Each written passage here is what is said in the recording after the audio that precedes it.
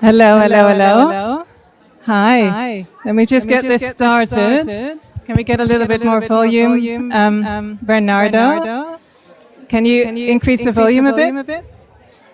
It's already loud. Okay. Then I just need to, hello. Keep talking until other people stop talking.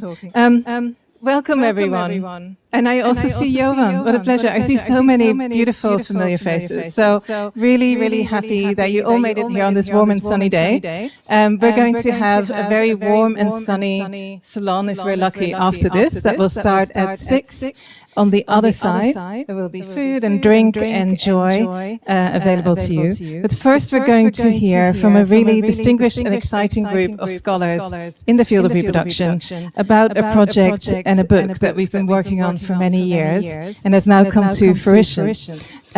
We are very happy to have the two editors of the book here, Marcia Inhorn, all the way from Yale, and of course Sarah Franklin from Cambridge, who will be each sharing 2 parts of the roundtable session, because I believe that more is more. So I've invited way too many people for this roundtable, for which we only have an hour and a half. So we're going to have very quick contributions, but that keeps it exciting. I don't want it to be boring at the reproduction salon. It's going to be really fun.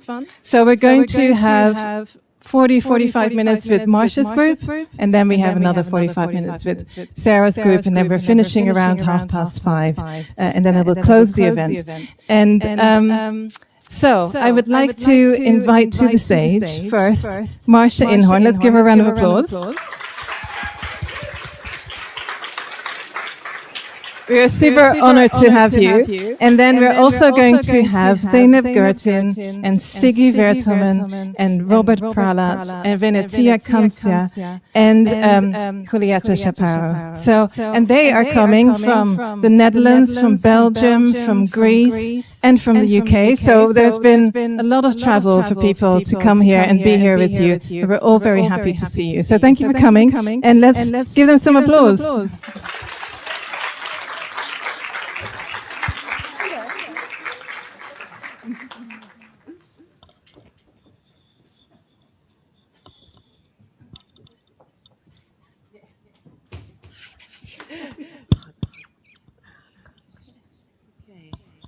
Can you hear me? Yeah. Okay, great. Well, this is one of the most delightful things I have ever gotten to do in my entire life, I think. I'm so happy to be here with all of you for this important pre-pro launch and to really talk very briefly about this book, which has just come out in May from NYU Press called The New Reproductive Order. And it is really a labor of love that I'm going to say happened about a decade ago. The sort of beginning of it was a project of a group of anthropologists and sociologists from around the world who we started having conferences together about the beginnings of IVF and fertility change around the globe and, you know, the sort of new things happening in the broad area of reproduction. That then morphed into a project funded by the Wellcome Trust here in the UK, headed by our very own Sarah Franklin, and I had the privilege of being the co-director of that grant. And it was 4 years where we came together frequently as a group to talk about our work around the globe on technology, fertility, and social change. And so we've been working very hard over the last, I would say, 3 years to bring the book to fruition. I personally, it's a labor of love for me. I think I worked on every single chapter with all the authors. It's a 20-chapter volume. It is divided, there's an introduction, a brilliant introduction by Sarah Franklin, to which I added a little bit, but it's really Sarah's intro. And then the book is divided into 4 sections. The first is about infertile family making, and it looks at the various ways and pressures and mandates and situations of people trying to make kids in a new reproductive order. We have 3 beautiful chapters on LGBTQ family making, including by Robert Prelat and Venetia Kansa. And chapters on the pursuit of pregnancy in low fertility societies like China and Japan. And so that's part 1. Part 2 is on infertile nations and really looking at the state level and what some would call reproductive governance, but looking at the ways in which various states around the world are feeling that their fertility is too low and they're trying to raise it. Or they've had both antinatalist and pronatalist regimes at various times. There's some wonderful historical chapters in that section, including by our colleagues in Mexico, Sandra Gonzalez, and in Iran, Soraya Tremaine, and 3 others. So that's a wonderful section. The third section is called Infertile Economies, looking at the way that big money is circulating in the area of technology and assistance and labor, different forms of labor in this new reproductive order. And so that section starts with the wonderful work of Lucy Vandewiel, looking at the global financialization of IVF and the economy around IVF. We have a wonderful chapter by Sigi Verteman on surrogates as a labor market, and especially focusing on the country of Georgia. And so there are 5 wonderful chapters on economies, about the fly-in, fly-out embryologists in the world, and that sort of thing. The final chapter, the final section, to me is maybe the most innovative, and I have to really credit Sarah a lot because she works on infertile environments and was really saying we need to look at infertility as a multi-species global planetary condition. And so we again have wonderful chapters on the ways that pollution, climate change, earthquakes, things that are happening in the world surrounding the Anthropocene are really affecting not only the fertility of humans, but of other species. And Julieta is here. She has a wonderful chapter on mining in Peru and how it's really destroying not only indigenous lifeways, but cows, plants, and so on. So it's a wonderful 20 chapter book, and I hope that you'll all have a chance to look at it at some point. It is open access. NYU Press has made it open access. And so today, we are lucky to have 10 of the people very involved in the project and in the book itself to talk briefly about their work in this new reproductive order. And so I will start with the first section, which is Robert. Is that okay? Absolutely. Or was there another order? You have a great chapter in the first section, and so does Venetia. The 2 of you will start. Thank you so much, Marcia, and I'll take the opportunity to be the first speaker to really say a massive thank you to Lucy, Amarpreet, and everybody else who has been involved in putting this together. It's so nice to see everybody, so I'm really, really excited.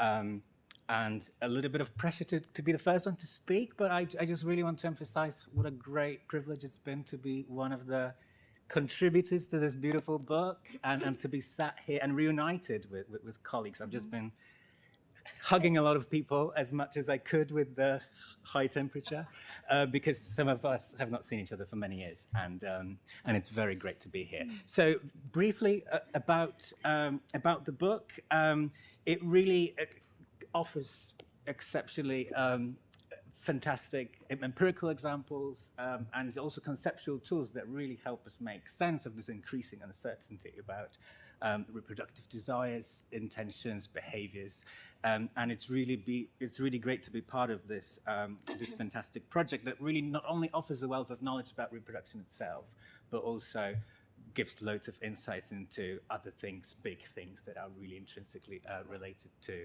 reproduction, like economy, nationality, and the environment. So, as Marcia mentioned, my chapter is in the first part of the book, which focuses on families, and it's about queer family making in Britain. And as Sarah and Marsha explain in the introduction to this part of the book, in the post-IVF era, the intimate world of family making is increasingly understood and imagined in relation to technological assistance. And this is what I explore in my chapter by looking at non-heterosexual reproduction and drawing on interviews with predominantly lesbians and gay men who don't have children but are young enough to consider having them in the future. So a central concept in my chapter is that of reproductive imaginations, which I define as thoughts and ideas about what becoming a parent might involve.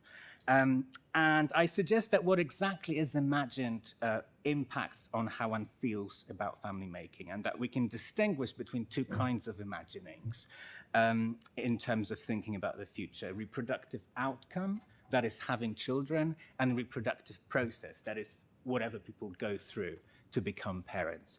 So my main argument is that if the complexity of becoming a parent proves more effective than the appeal of having children at capturing queer people's imagination, reproduction becoming more imaginable does not necessarily make it more likely to happen. In other words, even if families headed by lesbian mothers and gay fathers are now more thinkable, thanks to the growing awareness of different family forms, queer parenthood may not become more widespread if parenting desire is overshadowed by the perception of family making as too complicated, which is what a lot of people that I spoke to described. And why does it matter? Well, one of the reasons why it matters is because these findings point to a possibility that is perhaps somewhat counterintuitive, which is that queer reproduction becoming more imaginable does not need to translate to its growing prevalence. And if it is the complexity involved in assisted conception that looms large, many lesbians, gay men, bisexual people, and others may not become parents after all, even if the appeal of having children is otherwise there. So that's a brief kind of summary of the chapter that I was very happy to contribute, and it's really great to see it in flesh and to share it with you and colleagues.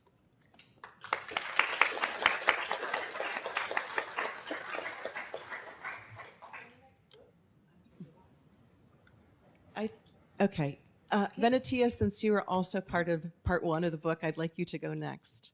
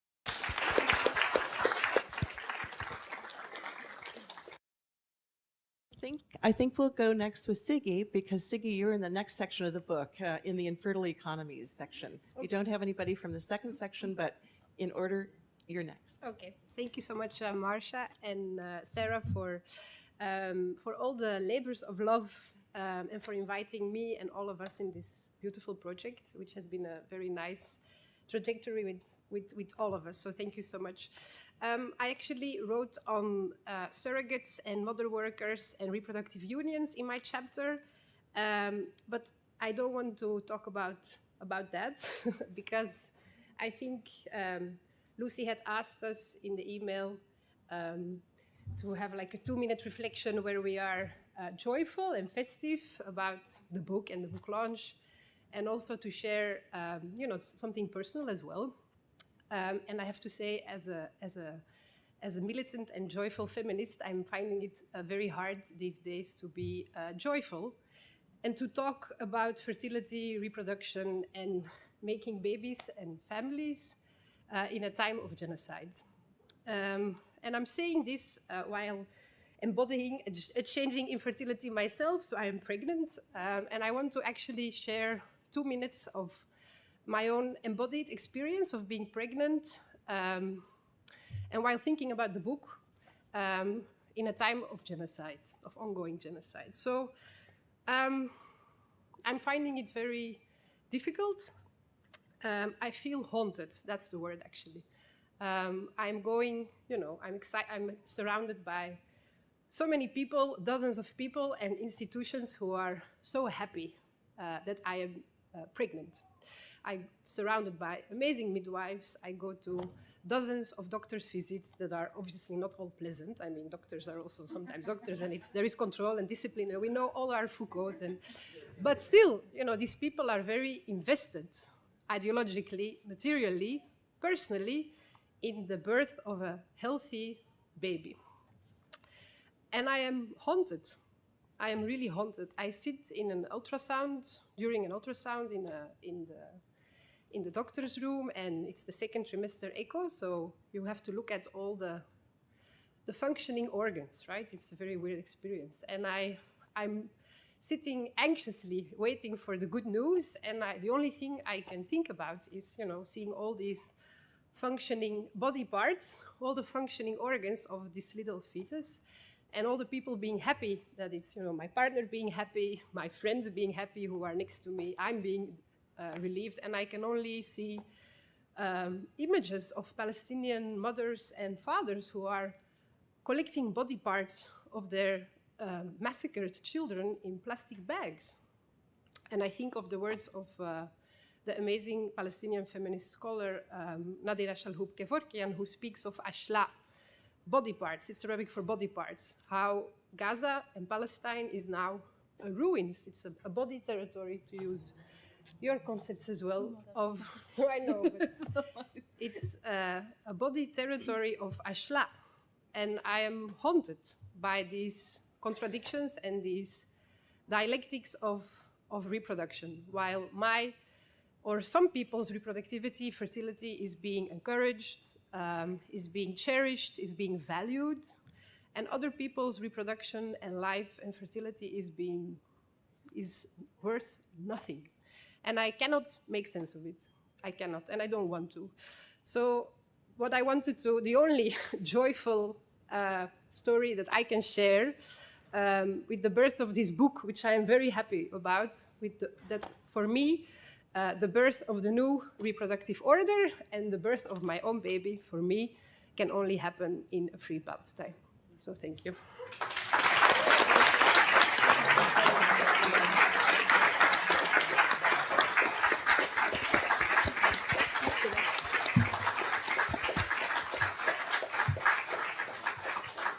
Thank you, Siggy, and I say hear, hear. And Zainab, I think, would like to continue this theme. So you're next, Zainab. Yeah, and thank you so much to Siggy for articulating what so many of us are feeling in such a beautiful way. And in thinking about what to say, I also feel, not just here today, but in any platform that I have, that there really is only one conversation to be had. And so what I wanted to talk about obviously, of course, this book it's a gift to all of us. This book has been such a long time in the making. This community has been nurtured with so much care by Sarah and Marsha. And just even arriving today and seeing truly kindred souls, not just academic colleagues, but friends, gives me so much solace. And what I wanted to talk about, very similar to Siggy, was something about the world that this book is being born into. And for me, that's a world of inconceivable paradoxes in terms of the world we think about making children and also ending the lives of children. And I wanted to reflect, again, similar to you, Siggy, because I think that's the only way in which each of us can really talk about this in an autobiographical way. So my second son, Leonardo, was born on 9th of August, 2023. It was a very difficult birth. I spent a very long time in hospital. And less than 2 months later, 7th of October happened. So my memories of much of the past 2 years were of my own incredibly cherished baby in my arms, while watching in the palm of my hand a live-streamed genocide. And I was so palpably aware of the almost impossible odds that had coalesced to bring my son to life. He was a frozen egg in 2017, which was thawed and fertilized in 2022. He underwent PGTA testing and was the only euploid embryo of the 7 that we were able to create. He was then transferred into the uterus of an over 40 mother who went on to have a very dangerous and precarious pregnancy. During that pregnancy, I was in and out of hospital many times. I think I had 18 scans and over 800 injections. It took a whole world of medical research to bring my son to life. He could so easily not be here. And it is impossible to understand how people can come together and medical science can come together to cherish that one life, when just last week we saw Dr. Ala al-Najjar lose 9 of her children in one Israeli strike. Her children had names.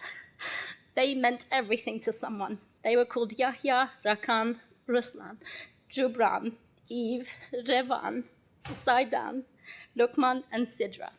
Her one surviving son, Adam, aged 11, is still in hospital. So this is the world into which this book about the new reproductive order is being born. And it is so important because it begins to give us a vocabulary to think about why reproductive politics is at the very center, not just of our institutions, not just of our social organizations, but really at the very organization of our hearts. Because the way we imagine reproduction, the way we think about future generations, the way we think about what it means to be a parent and what it means to create a child, creates the world that we see before us. One of the fears I have is that assisted reproductive technologies have gone against our most basic human instinct, most profoundly encapsulated in James Baldwin's statement that all children are our children. All children are our children. And I think it's really important to reflect on whether assisted reproductive technologies are making us move further and further away from that statement.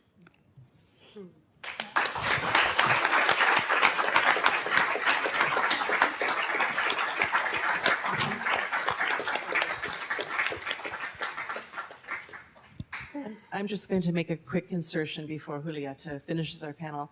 I have spent my entire career as an anthropologist of the Middle East, except for the last decade where I focused on egg freezing in America. And so my own chapter is on a lot of change, actually a lot of interesting and positive change going on in a region that I very, very, very much love, admire, and have written about, changing gender relations, changing technologies in the Middle Eastern region.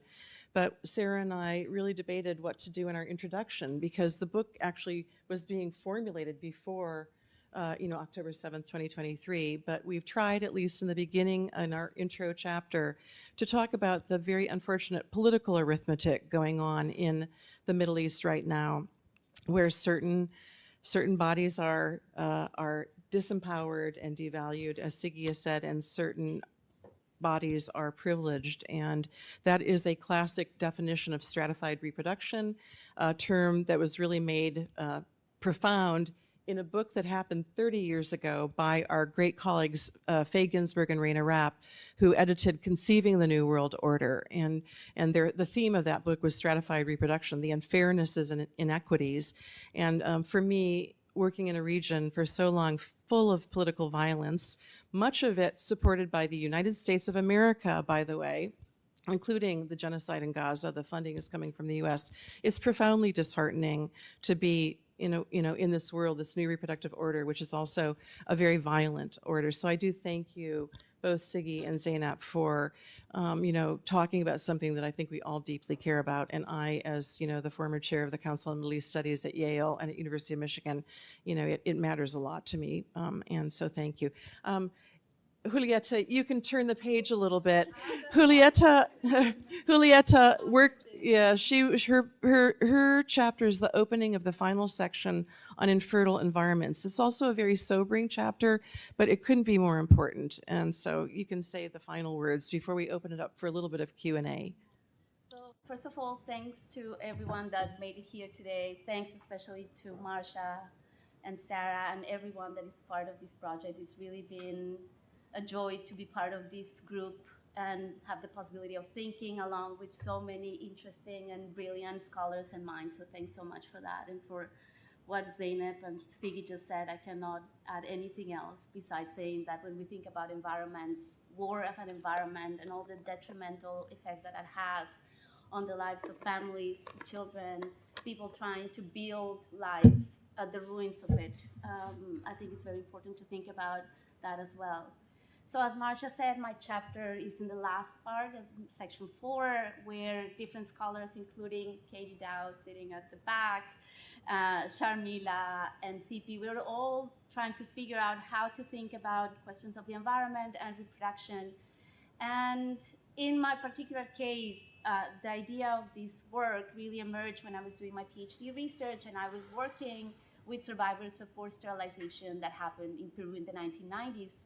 Everyday conversations with people were always around mining and why Cajamarca, which is the northern part of Peru, houses the largest gold mine in South America. So constant concerns around toxic exposure are often articulated through a reproductive grammar, what I call a reproductive grammar. So concerns about feeding children, feeding animals, animal welfare, and agricultural production. So in this chapter, I wanted to push the conversation about reproduction in a more multi-species way to really understand this as an ecological concern caused by, in this case, extractive industries that have posed severe damage to the lives of peasant communities, understood not only as humans, but really as living communities where animals, soil, and all sorts of beings come together. And what I've wanted to reflect on this is, if we go back to Raina Rapp and Faye Ginsburg's book, there was only one chapter in that collection that touched on questions of the environment. That was the chapter by Sharon Stephens on the Chernobyl fallout. And then she talks about the impacts that Chernobyl had on the Samis in Norway. And she talks about the biological and social consequences that the fallout had in these communities. And then I think this piece was really fundamental, although I think it was a bit obscured in that collection. But I do think this planted the seeds for now this really emerging scholarship on environmental reproductive justice and really people thinking about questions of the environment, but also questions of man-made destruction of the environment, climate change, pesticides, for example, in the case of Sharmila's work, Katie's biodiversity, earthquakes, really man-made catastrophes that are really affecting the possibility of people to continue living on this planet.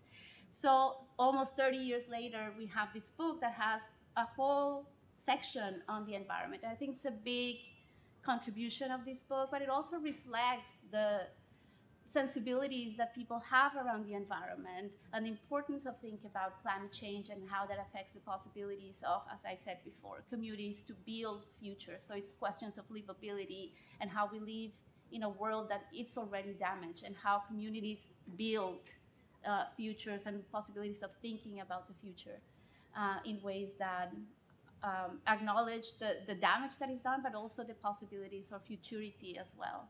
And I say this thinking carefully about how we talk about indigenous communities that have been historically being depicted in such a detrimental colonial language, and we don't want to perpetuate that. And so we bring in that space of thinking of world life making as well amid environmental destruction. Let's see what else I had here. Yeah, so as I said, it's a reflection of that new sensibility around the environment, and yeah, Gaza as the worst environment for people to live in. And yet we see people still getting pregnant, people still trying to live, and that's really amazing to me, actually. So yeah, thank you.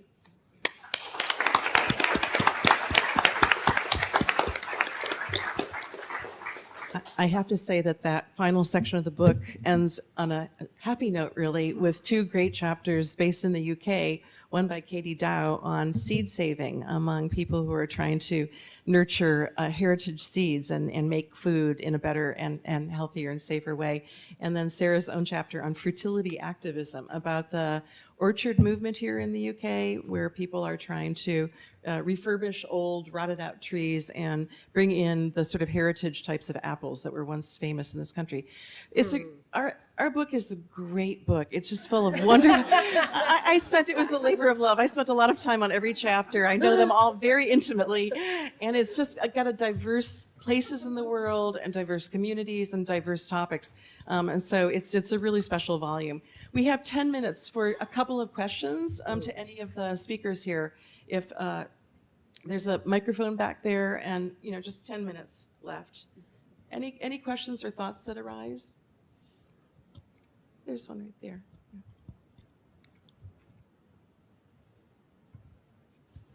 Hi, thank you so much for everyone for being here. I'm from the US. I'm a pregnancy researcher over here on a Fulbright fellowship.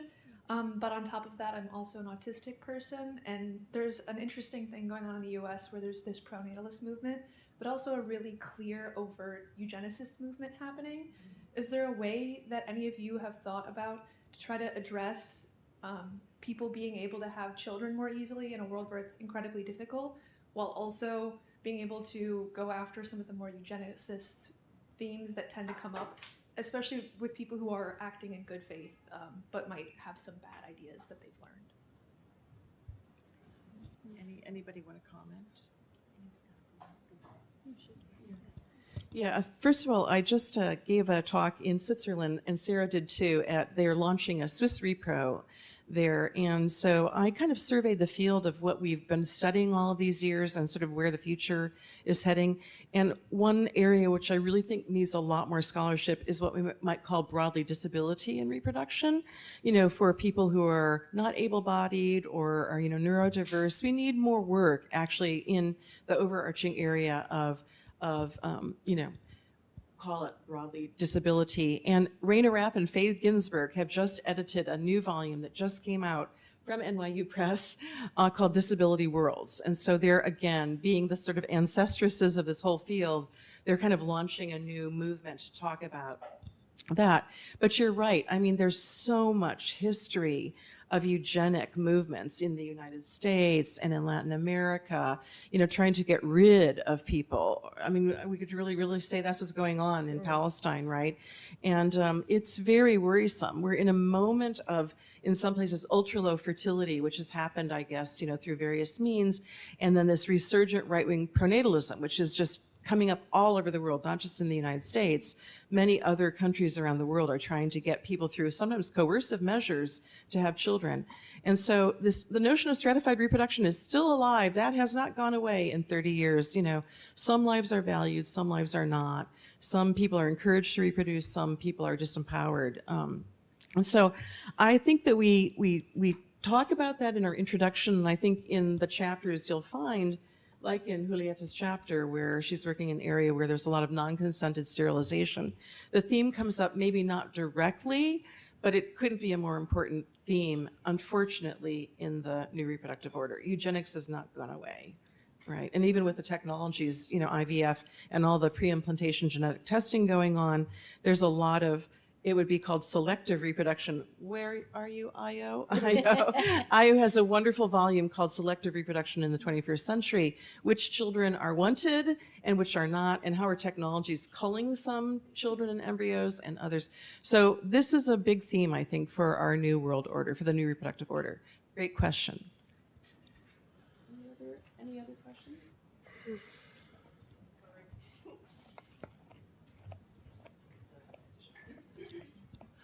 Hi, I'm very much looking forward to reading the book. I'm Sarah Norcross.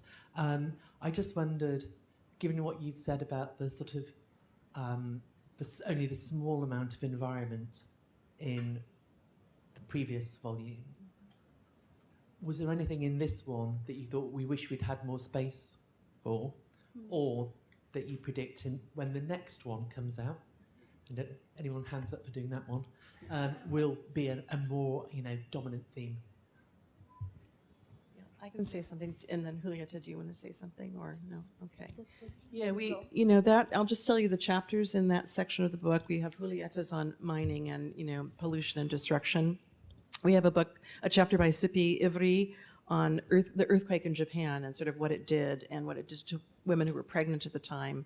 We have a chapter by Sharmila Rudrappa, who couldn't be here with us today, but talking about her own family's involvement in what you could call plantation economies in India. And she grew up in her family owned a coffee plantation, and she wanted to make it organic, and how that was not acceptable to all of the people there who use a lot of pesticides and a lot of things to make a monocrop happen the way it does. And so it's a very personal reflection.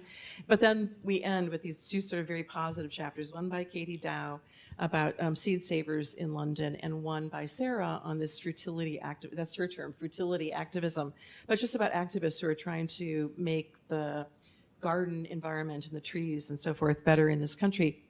I think that the big missing thing is climate change, climate change and fertility, and the fact that we're having a lot of communities destroyed by the changing environment. In fact, I just read that Canada, the wildfires are happening again in Canada in huge areas, including indigenous areas of Canada, in Manitoba and Saskatchewan.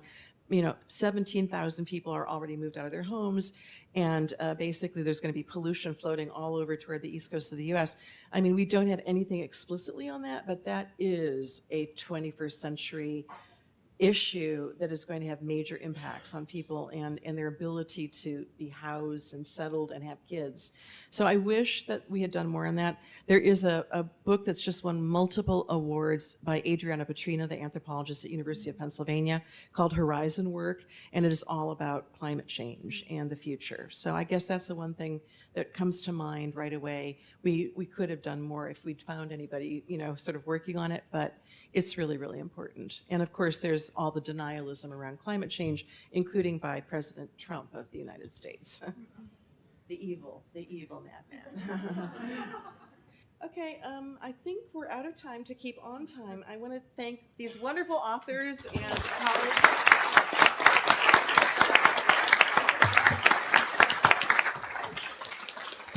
And I also, before I get off the stage, I want to publicly thank my dear colleague, Sarah Franklin, who, was the person who, my dear colleague, Sarah Franklin, who is absolutely the co-producer of all that we have done. And she is now going to take over the second half of this panel. So bear with us, we're just going to swap here.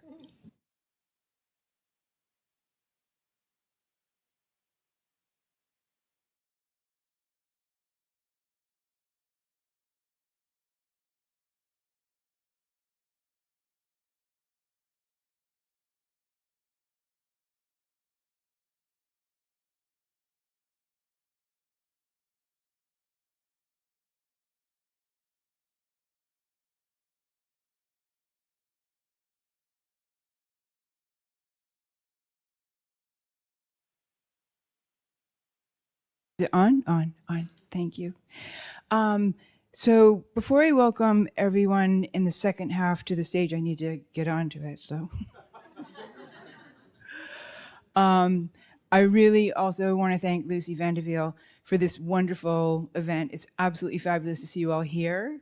This is only part one. This is part two of part one, but this is only part one of the evening. The Reproductive Salon is such a special way to, I think, both celebrate and illustrate what the field of reproductive studies is all about, which is about more than it seems. And if there's one message from this book, it's that reproductive studies is not, as it were, just about reproduction. In fact, there is no just about reproduction.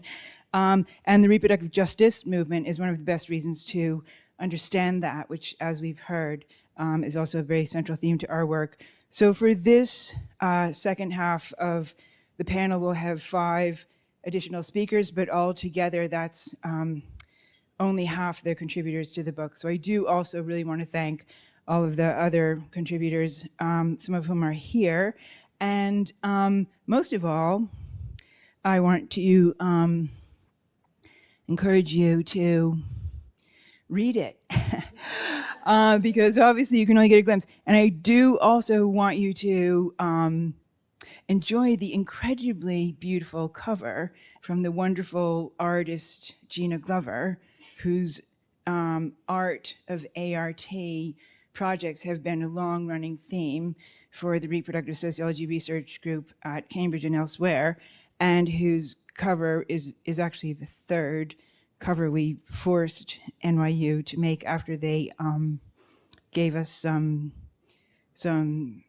other suggestions, and we're really thrilled because it's pretty, Okay, so Mwenza Blau, Aya Wahlberg, Marcin Smetana, Michal Nauman, and Aditya Bharadwaj, please come join me on the stage.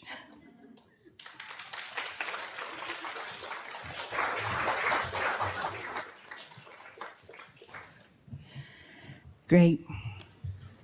So again, we're going to have brief comments from our round table participants, and then some time for questions, starting with Wenza. Hi. Very nice to see everybody. You're all looking great. It's good to see you. My chapter is about Finland, and I've been really massively inspired by the kind of intellectual environment that we've had to think thoughts that I wouldn't have necessarily told anybody about, much less written a chapter about. And I guess, there's the thing in the chapter is kind of an exploration of my hunch that maybe the data economy is about reproduction and reproductive politics too. I think, inspired by Sarah's, I suppose, insistence that we can look for it and find it anywhere if we just care to pay attention, that it's at the center of everything.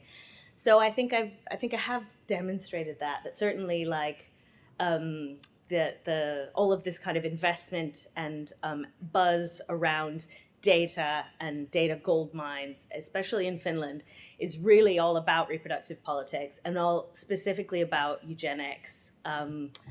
And that's very strange, really, from the outside. But if you read the chapter, hopefully it makes sense. Because, the amassing of data about people, especially in Finland, was very much about what I call repro anxieties, right? A real anxiety about who's reproducing and who isn't, who's reproducing too much and who needs to be stopped from reproducing. So a very active eugenics. And I guess, my argument is that the data are really haunted by that. And I think that's something that we will, if we're willing to pay attention to it, we'll keep seeing hauntings that are really about whose reproductive futures are curtailed, what reproductive injustices we're allowing to happen now will kind of continue to haunt us in the future. And that, that even the things that where we think, no, there will be no trace of that here, the things that the people in the other sides of the universities, in the science and engineering those kinds of fields, that it's nothing to do with us, but actually that it's everything to do with us, and we have to reckon with it if we don't want to continue to be haunted. So, yeah. A theme that's even more important now that AI is entering into reproduction to such an extent. Yes. Thank you, Wenza, and thank you for your fabulous chapter, which shows how reproduction exists in the data, as well as the data functions as a reproductive mechanism. Kind of our mantra, really. Ayo, would you like to pick up from there? Again, thank you, Lucy, and everyone who's been part of organizing, Marcia, and yes, Sarah for shepherding us through to the final product. It's an amazing book. So my contribution, I think I'll try to locate it in elongation of the important interventions by Ziggy and Zeynep. So this very current moment of crisis of killing that's going on is very present in our minds. I think my chapter, having worked in China and kind of in ethnographic real time, witnessed this transformation from antinatalism in its very embodied physical form to a very, very overtly pronatalist China. And the chapter tries to kind of map out one of the ways in which that transformation has taken place through the emergence of what I've called fertility figures. In a nutshell, we know them, you know them, you read about them every day. The scapegoats, right? So when fertility falls, it's those selfish career women who are, focusing on their careers. These kinds of ways in which, through cultural, whether it be movies, whether it be, memes or viral clips, the ways in which, a certain politics of the present comes to be focused very intensely into certain cultural figures, right? So fertility figures obviously plays on the numerical figure and the cultural figure, thinking with Haraway and Braidotti and many other amazing scholars. But yeah, so just to link it to the comments we had in the first section, I think the main objective, I think, of the chapter for me was to point out that whether it's antinatalism or pronatalism, these state-led forms of, intervening in women's bodies, as it most often is, that kind of accumulation over time, over centuries, and the kind of, violences and injustices and tragedy, basically human tragedy that plays out when states do the kinds of things that have been done specifically in China, but obviously my own country of Finland is right there with them, and the question we had around eugenics really speaks to this. So, using the notion of fertility figures, I'm, together with the rest of the amazing colleagues in the book, trying to think about how it is we can critically, keep our eyes on the ways in which these political agendas always end up burdening certain persons, people over others. I think that would be a succinct. Thank you very much. Very succinct. Yep. And such an important theme for all the other areas of the book as well. Yeah, thank you. So now, it's very handy you've sat in the perfect order. Then now we have Marchen. Okay. Yeah. Thank you very much for joining us today, and to Sarah and Marcia for being they are dream editors, really, to work with, giving just the right insights, and for all the group also, because we've had a lot of joint meetings discussing those topics. Well, I would like to say a few words on the chapter that I've written, which is called Spreadsheet Fertility. It's about reproductive projects undertaken by gay men using surrogacy, in particular in the UK. And the title, Spreadsheet Fertility, came because my interviewees used spreadsheets to calculate the surrogacy expenses. As well as to calculate many other non-monetized considerations that they had, such as about, for instance, the skin color of the child and the potential stigmatization they might face. So those spreadsheets that they were showing me gave rise to the title and to the concept of spreadsheet fertility, which is the kind of fertility which needs to be managed, pushed, driven. It is not automatic. It can't be taken for granted.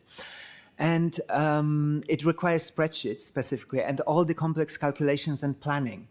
And what is more, if we look at the current scholarship on reproduction, we can see that this is also happening increasingly in the heterosexual world of IVF, of egg freezing, even of the so-called natural conception, with the onset of the expert knowledge and preparation in the so-called intensive parenting, as Zeynep and Charlotte have conceptualized it.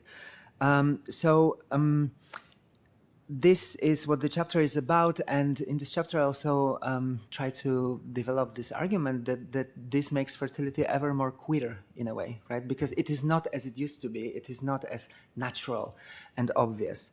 It needs to be achieved, as Sarah already wrote in the Embodied Progress. And one last thing I'd like to say is to emphasize that how relevant it is still today, I find, to listen to LGBTQ people and talking about the reproductive projects for a few reasons. Because queer fertility is still very fragile. It is, we can see more and more of it, but it is still very fragile. Even within the UK, which is quite a favorable context, there are huge socioeconomic disparities between queer parents. For instance, in the sample of 30 families that I spoke to, none of the families had an annual average income below the UK average. Which is still surprising because surrogacy arrangements they undertook were altruistic, right? But still they required money and preparation. And another thing is the global rise and persistence of right-wing politics that we can see all the time, right? And that is threatening those projects. One reason we can see, we've talked about examples already today, but we can see in terms of queer fertility projects in Italy, which is currently the place where I'm also doing research. There's practically no way for queer people to create families because there's no access to reproductive technologies.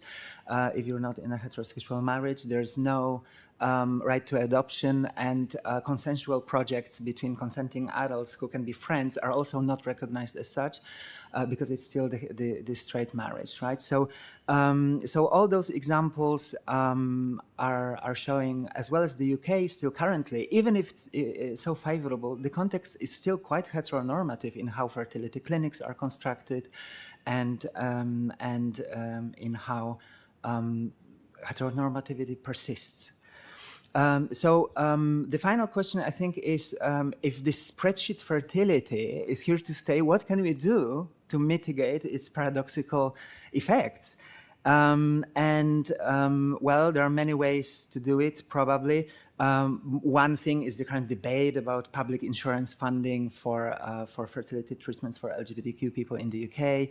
Another one would be different kinds of family arrangements, traditional surrogacy arrangements, or maybe agreements between friends that should be valorized, multi-parenthood, etc., etc., and the equal valorization of all those family forms. So thank you very much. Leave it here. Thank you very much.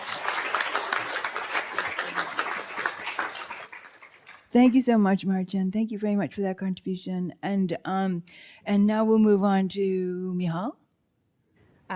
Thanks, Sarah. I wanted to also say thank you so much to Lucy for organizing this whole afternoon and evening, and to Sarah and Marcia for your incredible leadership of this project throughout the many years that I have been in conversation with all of you and all of my very loved colleagues on this project, and to say that my own thinking about the way that Israeli reproduction has always been haunted by the occupation of Palestine has been so deeply shaped by those conversations that we have had throughout the years that I've been involved in this, I think since, I don't know, was it 2015, you said, Marcia, and onward. And I'm just going to kind of follow on really from Zeynep and Siggy's comments, because I don't really tend to think about anything these days around reproduction and my more recent work on food justice other than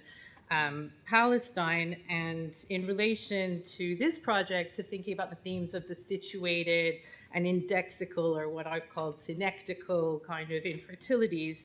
So I think that notions of infertility and fertility have suffered from a gendered and racialized form of repression, a haunting of the very idea of Palestinian infertility. All of Gaza's 9 fertility clinics have been destroyed by the Israeli military assault over the last 18 months, as we know. Before these clinics were bombed, who knew that Gaza had 9 fertility clinics? And why was that not widely known? Populations such as Palestine, that in Palestine, generally are portrayed as having an overpopulation problem, where if infertility is looked at, it's attributed in kind of narrow biologizing terms to bodies and body parts, fallopian tube obstruction, low sperm quality, etc., or to squalid living conditions, as if those things happened spontaneously. We can see the racism that's built into this, Palestinians becoming constructed as risky to the Israeli national demographic and to the rest of the region and even to the world, in and around their supposed rampant fertility or infertility attributed to poverty. Rather fewer have looked at themes of bombings and toxicities, and yet the weapons being used by the Israeli occupying military forces in Gaza have wrought a very heavy toll of chemical pollution. Around 100,000 tons of bombs have been dropped on Gaza by the Israeli army since October 2023. And the BMJ showed long time ago that military bombings have a direct effect on fertility.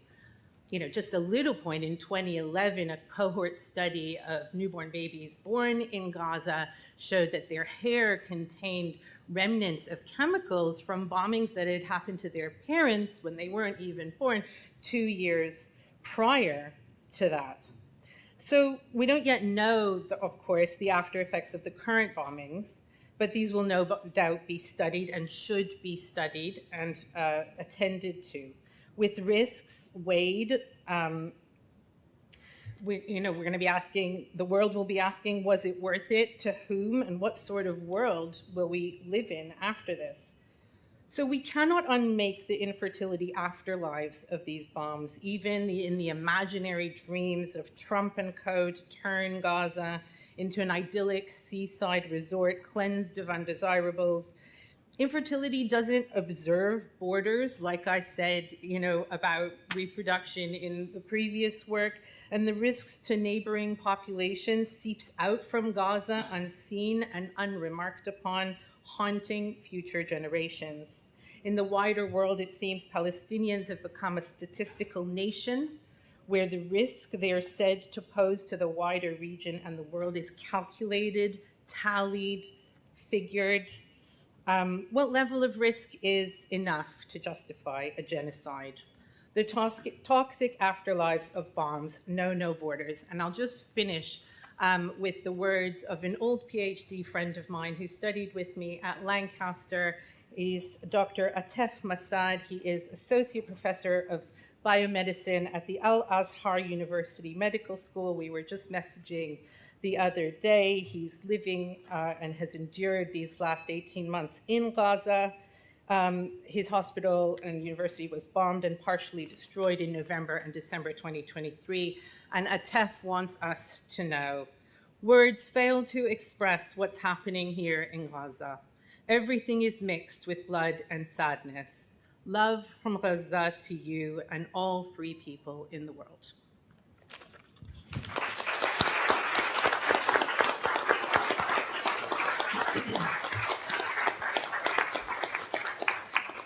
Thank you very much, Michal, and thank you very much for complimenting the earlier comments about such a critical topic for our work. And we did struggle with the title of the book, The New Reproductive Order, whether it should be the new reproductive disorder, which didn't really seem to be an improvement, because the idea of the order has so many dimensions, but the orders of confusion, the orders of paradox, the orders of injustice the indexical orders of futility that this and precarity that this book addresses are all really in the idea of the order, which we could have put in quotations, but academics do that way too much. So,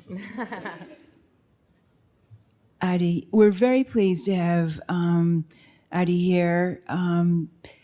Not least because he agreed at the very last minute to be on the panel, but because he wrote such a beautiful afterword for the book, Chapter 20, and also because he started a fantastic new Center for Reproduction as part of a new Center for Reproduction, part of a whole new project on reproduction in Switzerland, where I met several of your fantastic PhD students recently, and that is a reproductive mechanism. We're very pleased to say the increasing reproduction of reproductive centers all over the world, which people from this group have been very energetic, I must say, in proliferating, and may it long be overpopulated the future field of reproductive studies. So over to you, Adi. Thank you. Thank you, Sarah, Marcia, for this big, beautiful book. Thank you, Lucy, for getting us all together. And I hear from reliable sources the fun is just about beginning. So part 2 is even more abundant. So an email arrived, and in that email, there was an attachment. And I opened the attachment, and it turned out it was a gift.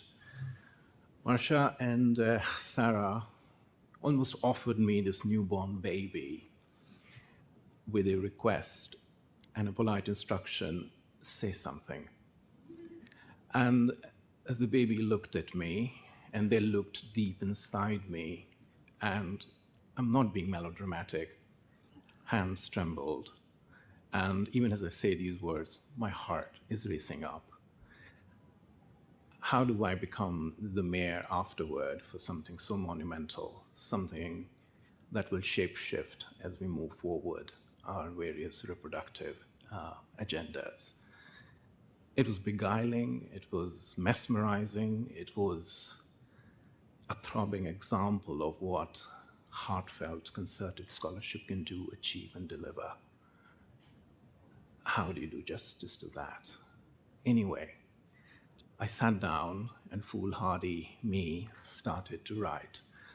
And as I delved deeper into the texture of each chapter, and what a privilege, an honor, I dare say, to be this really to have this final word on something which really defies capturing in language. You have to read it, because each chapter really goes in deep and provokes a certain question. So all I will sort of say today is the kinds of questions it has posed for me, this beautiful magnum opus.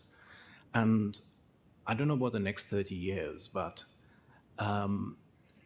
it will be a hard one to better anytime soon, because what it has really done is offered us in a manifesto of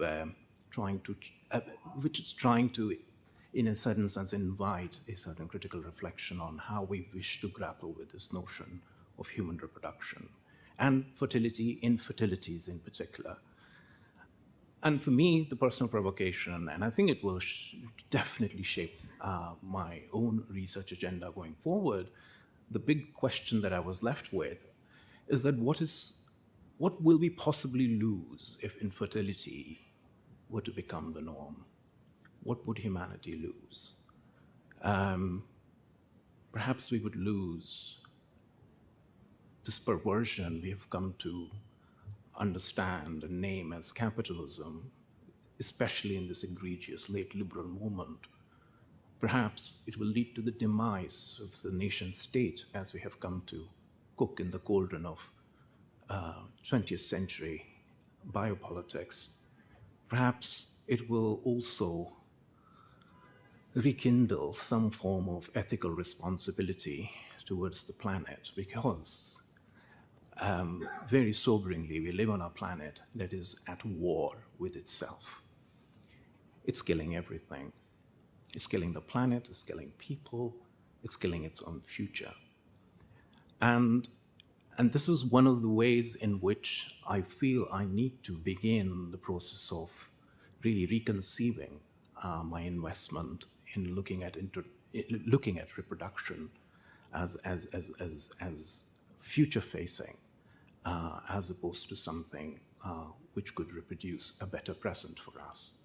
And maybe, to go back to my dear friend Zeynep, in that dark moment, there will be a glimmering light where suddenly other people's children will become ours, and we won't miss not having fertility. So I'll stop there and thank you for this gift. It's absolutely mesmerizing and sobering, and to really show the future generation, many of whom are here, what going into 21st century with this topic in mind might actually look like. So thanks, Marcia. Thanks, Sarah.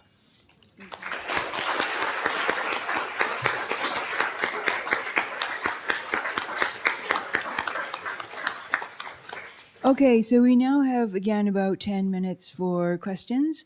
So if I can open it up for anyone who'd like to pose a question to any of the members of the panel about the book, about the topics, about questions you have about this area, just let me know if you'd like to raise your hand. Yeah. Go ahead, yeah. Hello. I'm really interested in what you found in the data in Finland and eugenic beliefs. And we're seeing more and more of this explicitly in lots of different contexts. Did anyone argue with you or try to pretend that this wasn't happening or that you were seeing things that weren't there? Because I feel like there's a secret that everyone knows this is happening and just not saying anything. But have you had any kind of dialogue with disagreement, I suppose? Is this still on? Yes. Thank you for your question. Yeah, everybody argues with me in Finland. I guess one of the things that, in a funny way, is kind of hopeful about Finland is how much people will tell you you're wrong. Because, like in Britain, people are like, yeah, but what are you going to do? And in Finland, people are like, you're wrong and you need to be quiet. Yeah? Or I'm never speaking to you again because I'm so offended by the like beginning of a hint of the idea that there might be something very deeply wrong. And that's hopeful for me because it means people don't think they could live with accepting it, which means they would have to change it if they were to accept it, which is actually a hopeful place for me living here where people are accepting a great many horrific things, actually. So, yes, people are not happy. Let's see where it goes. Yeah, hopefully it won't just be that people will never speak to me again and just sort of spit when they say my name, and will sort of feel like, actually, how do we resolve haunting? Because I would love to be in dialogue with people who are like, well, actually, okay, all right, what do we do about that? I can't live with it. Because I feel like we're doing a little bit too much living with it here.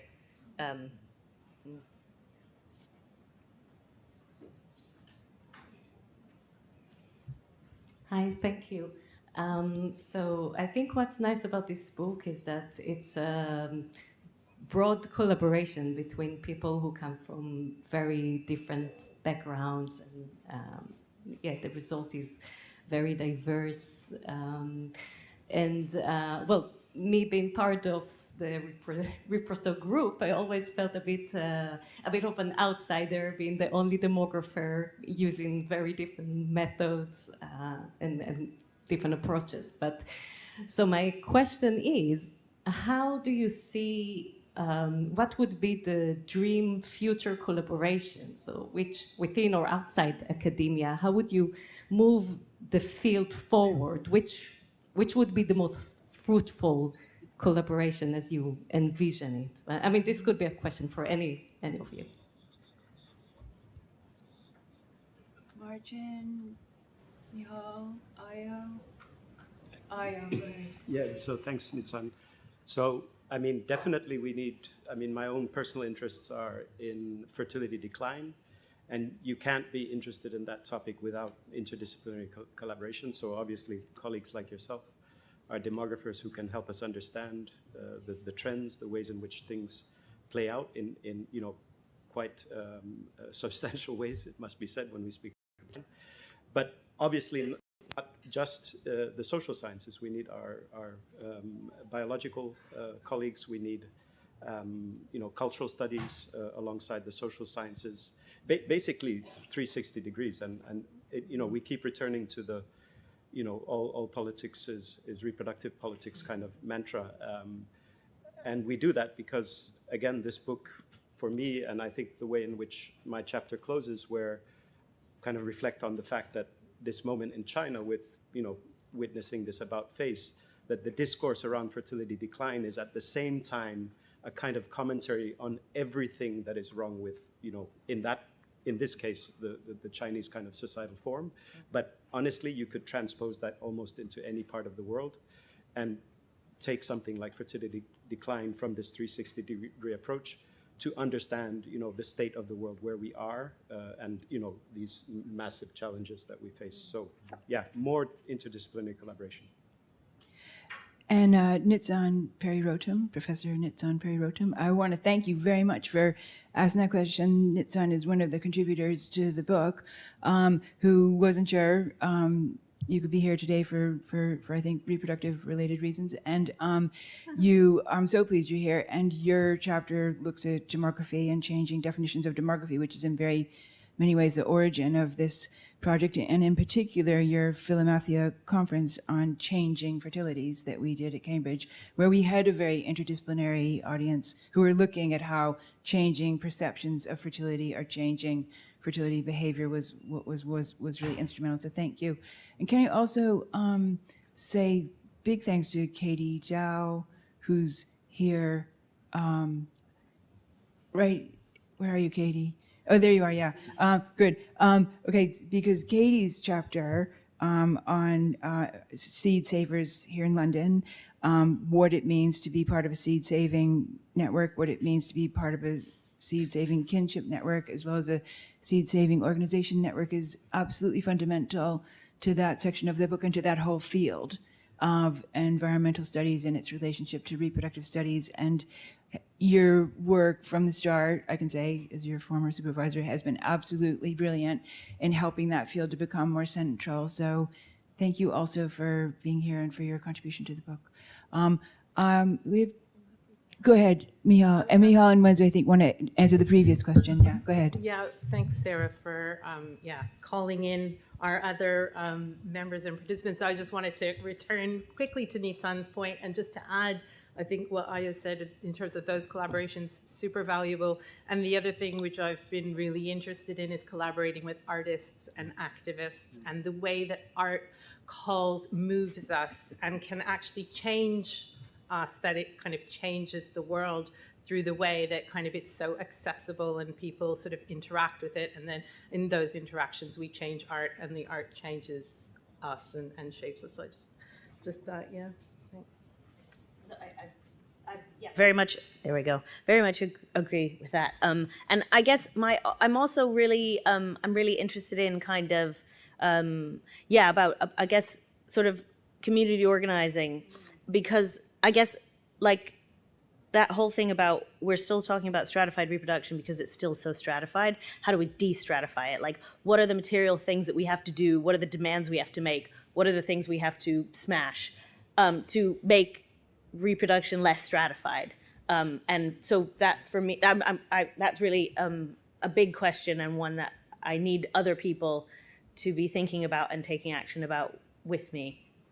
So that's one of the things I try to do, but it's very difficult. So all of you, please join. And if I could just add one sentence to this.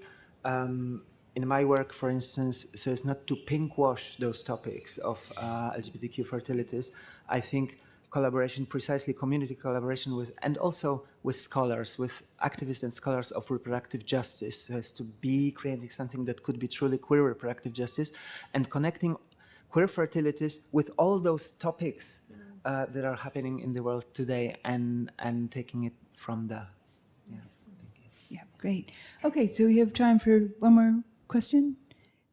Did you want to have a question, Sarah, or was there another one? Oh, here we go. Right here, yeah.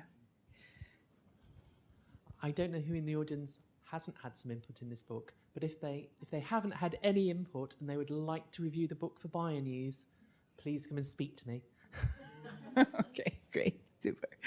Okay, final question from anyone?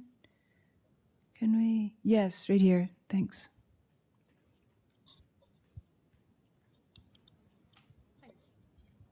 Thank you so much. I'm quite new to this field. My background is more in material culture of healthcare more generally, so apologies if this is a very obvious point to make, but I just wanted to pick up on the final question around, what do we lose if infertility becomes the norm? And I'm also here as a solo parent via donor conception, and I just wanted to say, increasingly, I have one child. I could manage more than one, evidently, but increasingly I feel like in our community, often I think it sounds a strange question, but what do you gain as well if infertility becomes the norm? And it is such a supportive, communal community. We go on holiday together, we share childcare, people help each other pack their cars, because you can't do that with a toddler if you're by yourself, a toddler who likes running down the road. I suppose just to sort of say, there is so much to worry about, but also in terms of thinking of new family formations, it's really lovely to be here with that hat on as well as a researcher hat on, and I'm really looking forward to reading all of the book, but those chapters in particular. So thank you. Thank you very much. That's a beautiful comment, and I'm very glad you're here. Do you want to say, yeah, Adi, go ahead. Word on that. So essentially where I'm coming from is sort of questioning biological determinism, right? That it doesn't have to be my child. And if you really go back to, that's why good philosophy is always helpful, Michel Foucault's work, and especially what he tells us about the emergence of the state. One of the really key notions that he isolates there is that around about the end of the 17th century, the sovereign power of the day has a massive headache, and that is depopulation, and how to keep populations viable so as to secure and securitize the crown. And that unwittingly has a knock-on effect, which then leads to the emergence of a new form of power that seeks to optimize populations through a concerted investment. And so very floridly, because, the French always love a bit of creative license, he very floridly described it as to make live and let die.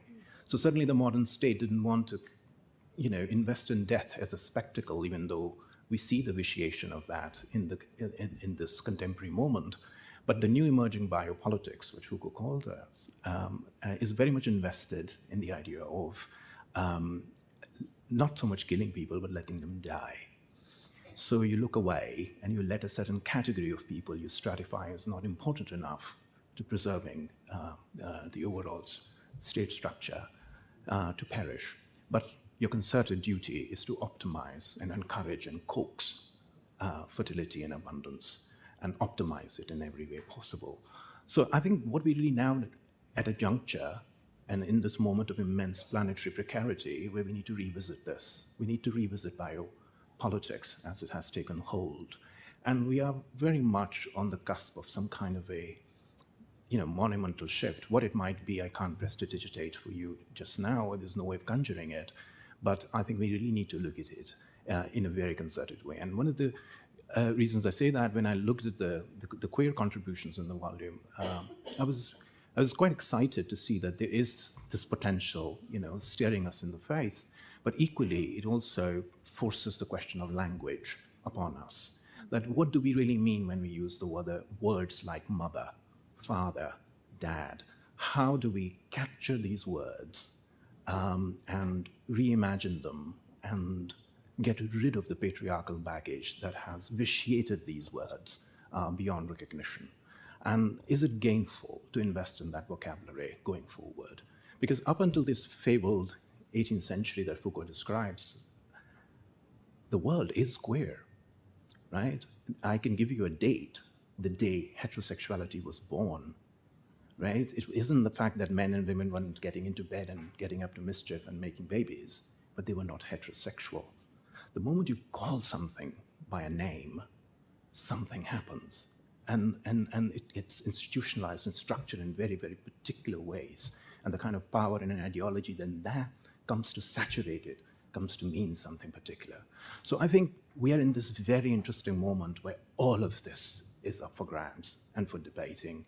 And the Gen Zs, hopefully, because my generation has done enough of the instigation part, but I think the next generation's job to really confront and conceive a new reproductive order in which you don't have to be biologically related to a beautiful newborn thing for you to celebrate and enjoy all of the beautiful things you shared with us. You know, other people's children are our children. They needn't come from our body. Thank you. Thank you.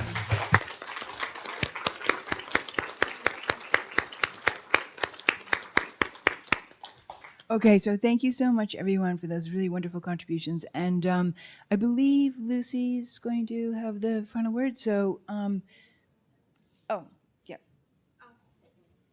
I'll just take the microphone. Yeah, my last question. It's not really a question. It's thank you, firstly, to all the speakers. Obviously, Marcia, Sarah, for being here today. As many of you will be aware, dual event today of why we're here. So firstly, obviously, to celebrate this exciting new book.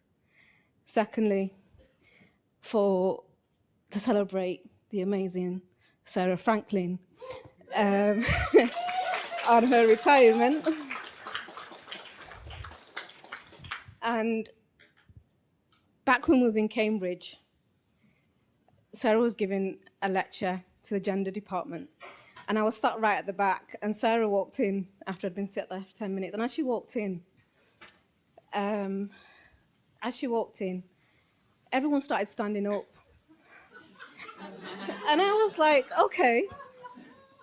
And as they started standing up, this fanfare played in my head. So what we've got now is that...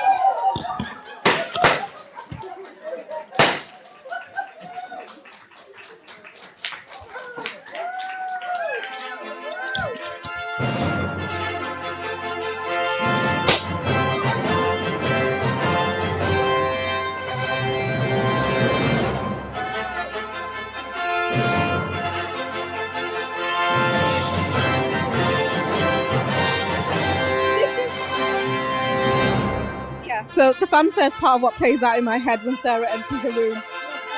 Basically, on that occasion, they were standing for Poppy, but we'll let that go. Yeah,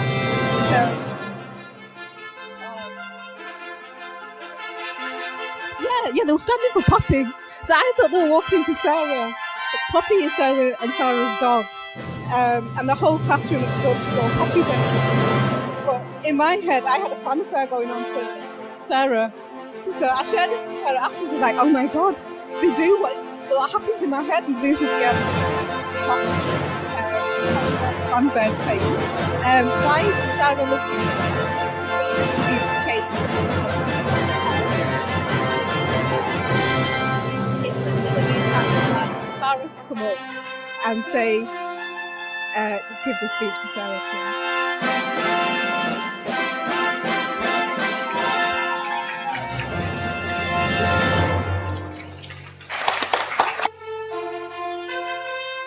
This is really overwhelming, but I am here as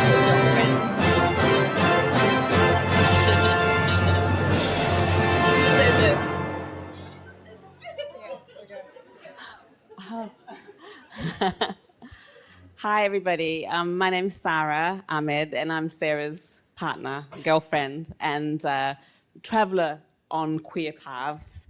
And I'm just here to say a few words of thanks on behalf of everybody here, although you will also get your opportunity. And there are so many thanks because you've touched so many people in the work that you've done, in the relationships you've formed. Sarah once said to me that she wasn't interested in legacy. And I think what she meant was legacy, as it's so often understood, that individualistic story of someone's big theories and all their big contributions.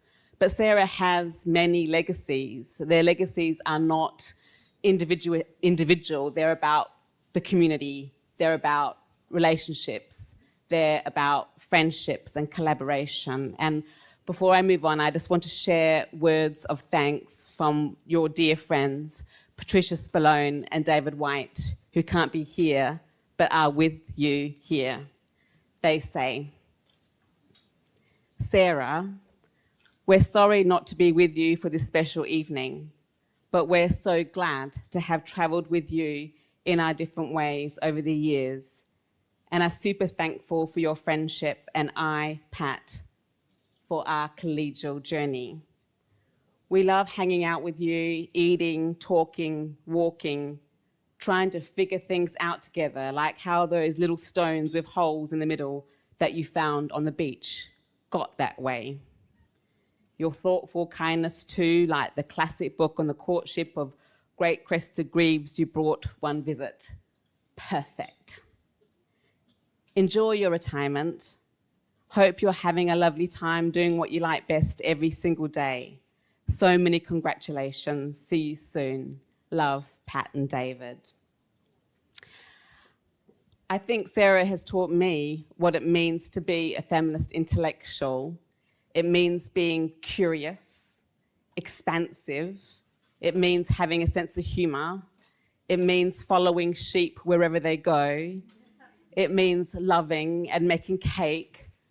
But it also means talking about the hard stuff. It means naming the problem. It means talking about genocide in a room with others who are grieving and are mourning and are militant. It means all of these things.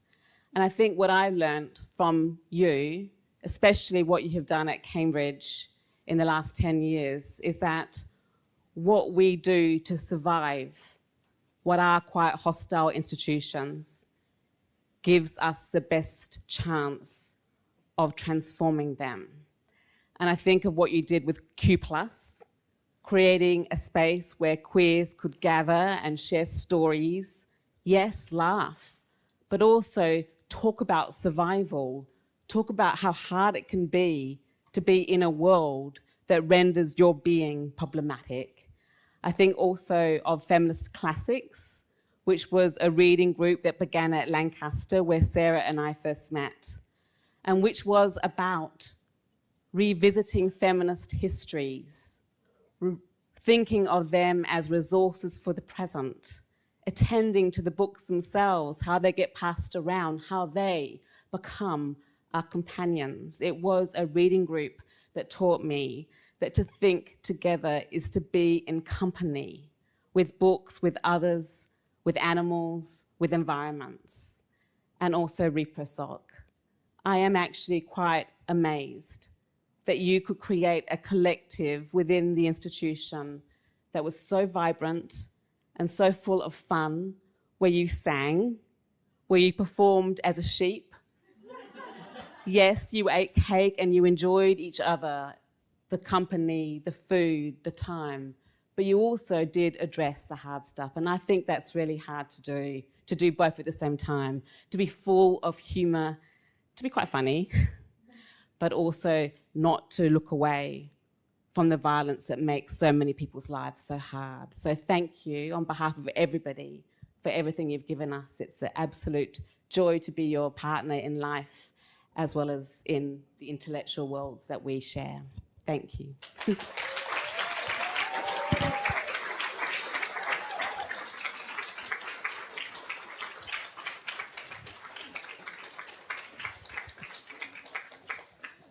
Thank you, Sarah, for those lovely words. We do welcome you to come and say words, anyone else in the audience who wants to, but whilst we do that, we are going to play a lovely photo montage, Sarah. So you might want to turn around for this because you might not want to miss some of those pictures. Yes, and first of all, a lot of thanks go to ABS for putting together the photo montage and for organizing a lot of the exciting things that we are experiencing now. But I too want to thank Sarah, and I want to bestow on her a special sash of a Repro Pyro Feminist, which has on the back BTMFD, the very secret acronym that, if you are lucky, Sarah will impart what it means. So I want to bestow this on you to celebrate you.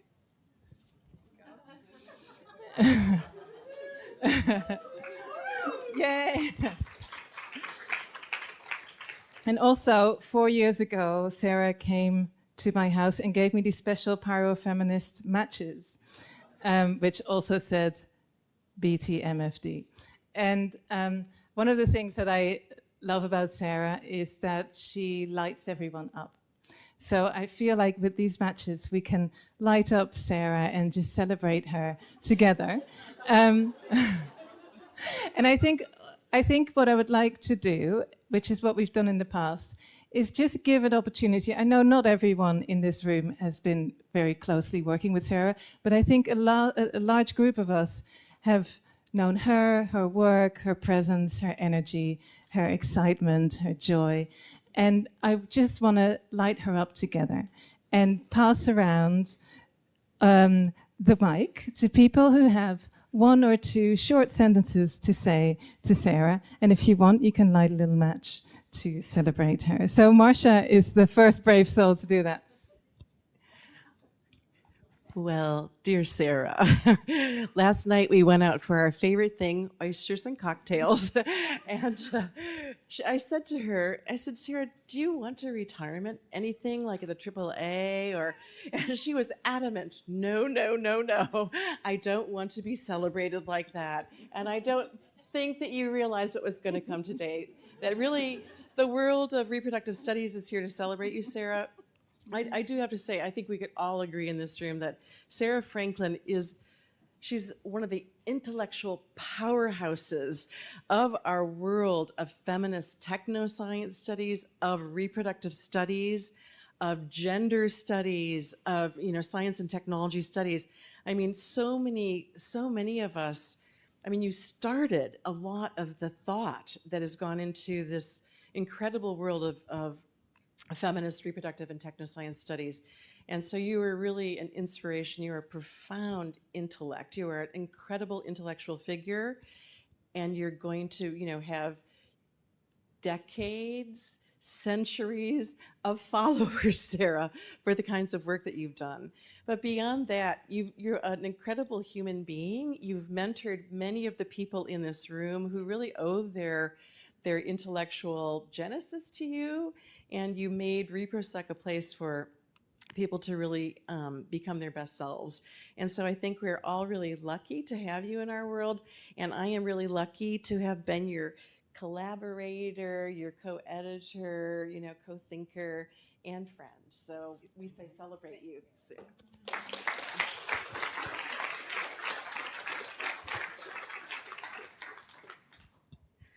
So I recently on Instagram watched a clip of a woman, maid of honor, who stands up at a wedding and says, "Oh, all you bridesmaids, I'm the maid of honor." So sorry, I'm their first repro sock. And as the first repro sock, when I found a company that made purple socks called Happy Socks, I just thought you absolutely had to have one to go with your sash, Sarah. We are all so lucky to have benefited from your community building, your collegiality, your mentorship, your kindness, and for the ways in which you've taught us that even in the most traditional of places, you can think outside the box, you can do things in new ways, and you can forge new paths. And we know that you're going to be forging new paths with a chainsaw in hand in your land over many years to come. And we hope we can all follow in your footsteps for many more years. Thank you, Sarah.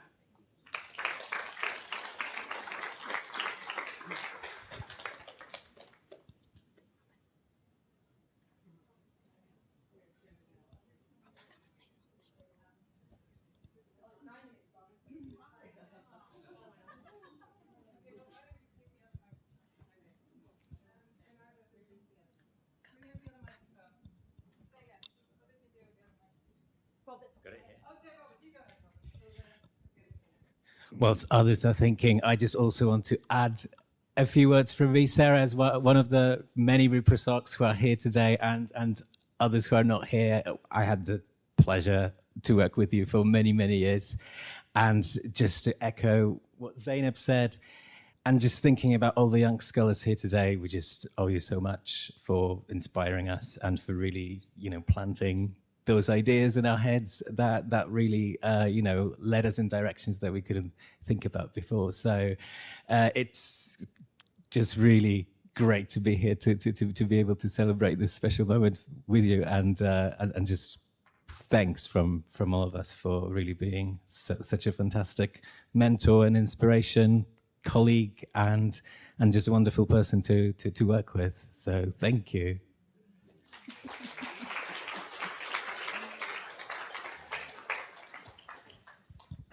There's a bunch of us here who are going to say, where did I got nominated to be the first one here? So, Sarah, as your oldest PhD student, probably in both senses of the word here in this room, if there's someone who came before me, speak up, please. But you walked into my life in 1995, my lecture theatre, and really inspired me, basically changed my life. And 5 years later, I came to Lancaster, which I had never even thought of moving, visiting the UK. I'm here and I have a family here because of you, Sarah, queer and agile thinker, Butch Shiro, teaching me how to think differently about things and forging some very unusual paths, including using a chainsaw, using an axe, all of the rest of it. Thank you so much. Congratulations for getting time to think now.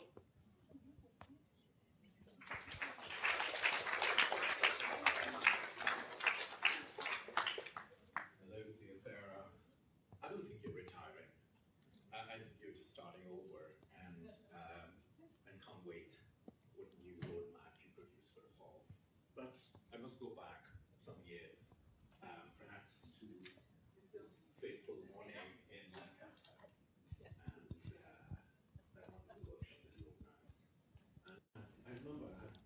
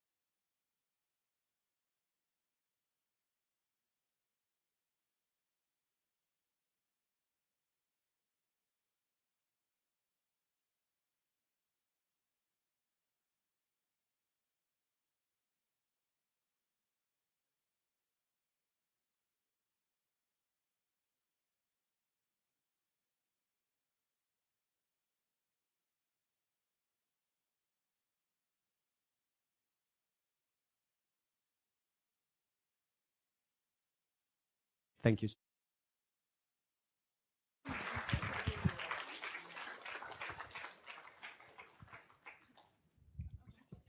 Sarah, I'm so glad to be here. I flew in from Boston, and I'm so glad I did. And I'm so sorry. Yeah, I first met you in 2012 as an undergrad, you know, in Cambridge, totally lacking self-confidence, writing an essay on how has technology been changed by human reproduction. I think you must have just arrived at Cambridge around that time. And yeah, basically inspiring me to do my MPhil a few years later, my PhD, being my supervisor on Ectonation in Germany. But what I want to say here is what I think has been echoed through what others have said, just the kindness and confidence instilling, you know, aura in nature that you have and have had on me, and that in so many more ways than just, you know, academically speaking, you've just had a wonderful impact on my life, which I would like to thank you for. Thank you.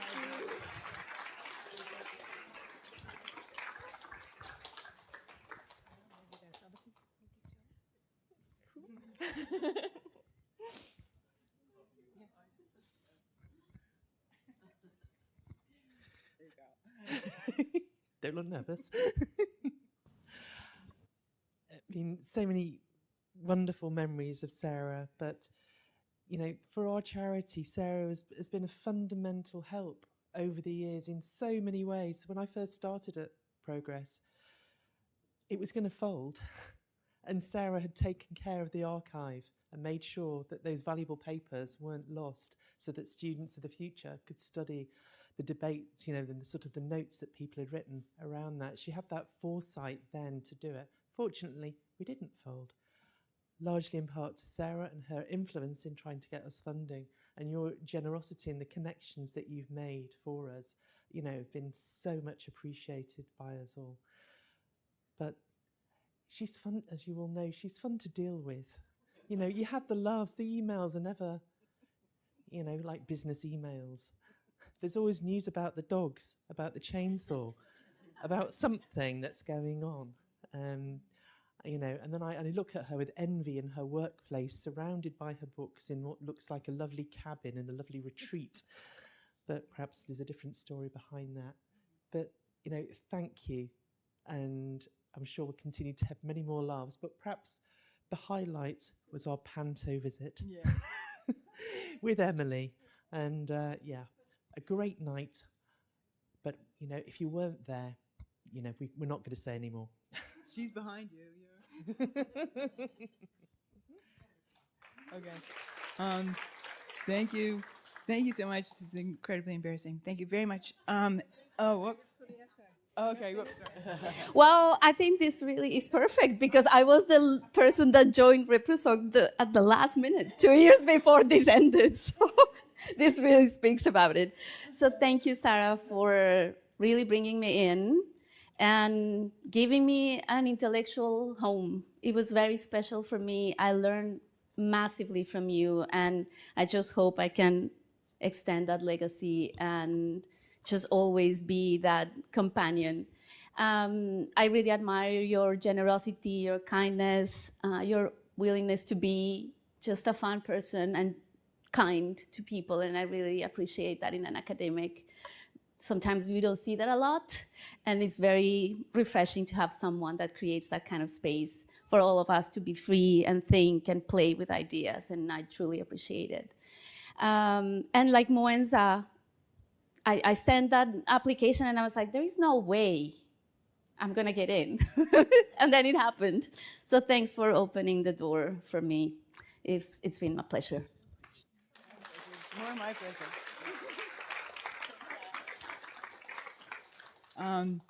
Oops. Okay. Okay, Sarah. This is such a joyous moment. I don't know why people are crying, honestly. It's such a happy moment. So I want to take us back to 1990. No, I'm not coming any closer. I want to take us back to 1990 to technologies of procreation. And I want to say how that project was such a landmark project and was so much fun, exciting, challenging. It kick-started a lot of things. And that collaboration was very short, but very, very tight and very sweet. And I just want to say that I consider you a kind of my creative, quirky, pyrotechnic in all kinds of ways friend. And I wish you really well in this next phase of your exciting life.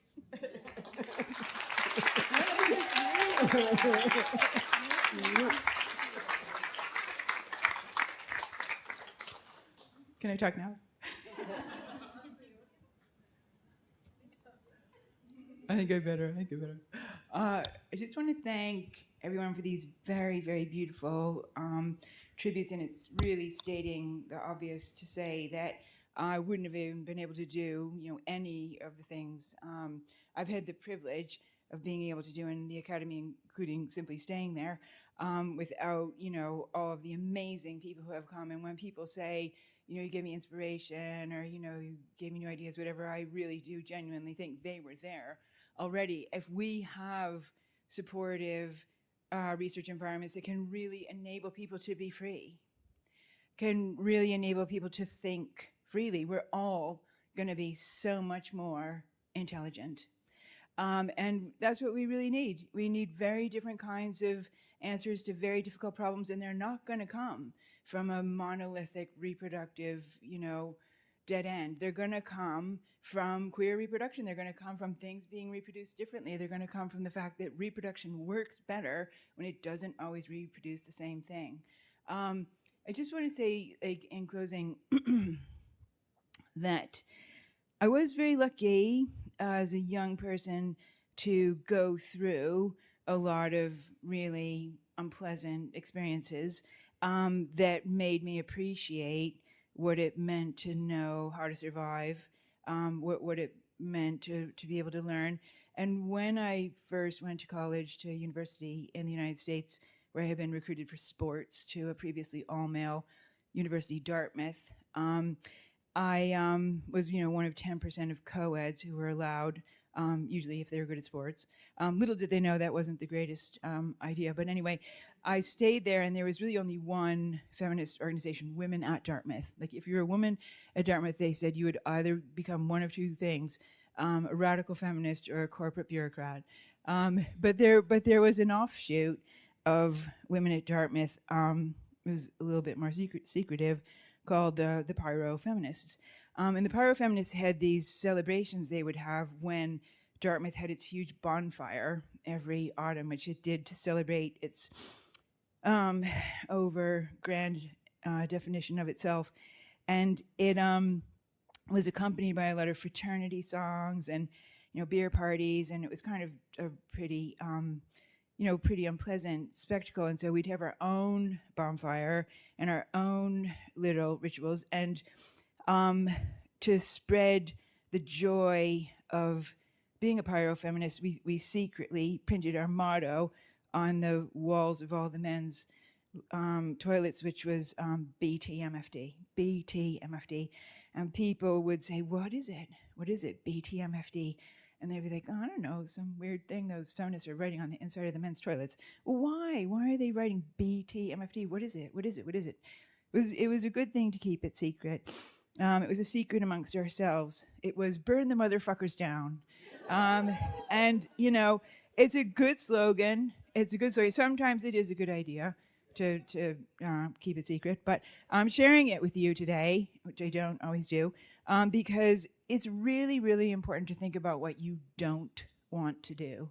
It's important to think about what you do want to do, but it's really important to think about what you don't want to do. It's really important to be able to build spaces where you can be free, because you're going to allow yourself to do the things that you think are important with other people, but not feel always compelled to pin them to the tail of the always disappearing donkey of what your institution wants, what your department wants, what everybody else wants. So here's to queer reproduction in the future. Here's to our communities that can do that.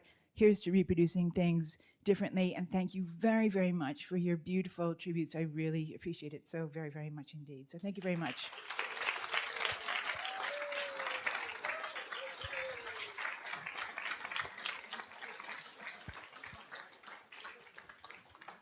Well, and as this very special launch and celebration comes to some kind of close, we are, of course, going to continue celebrating together all night long until we're kicked out on the other side, where we can see the Repro neon smiling at us, waiting for us to drink and dance together. But before we do that, we are going to go there. We're going to be led by Sarah. We have a little drum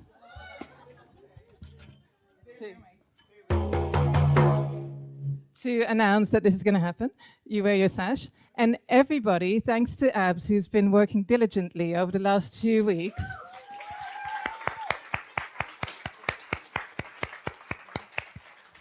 it deserves all the credit for making the montage that we don't see anymore, and the beautiful cake, and all the beautiful bags that you have on your laps, and has another message for you.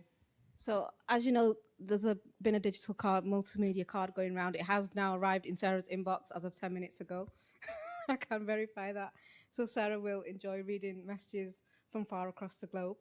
There's a selfie frame here, so don't miss out on your opportunity to grab Sarah over there and get your picture.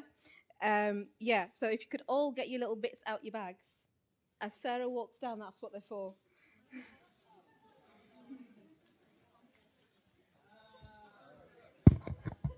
We have something to make noise with and something to explode. So let's do that. Yeah, no, well, I don't know. And then let's walk down there, go to the salon, have a great time, and celebrate tonight and celebrate each other and Sarah and Reproduction. Yay!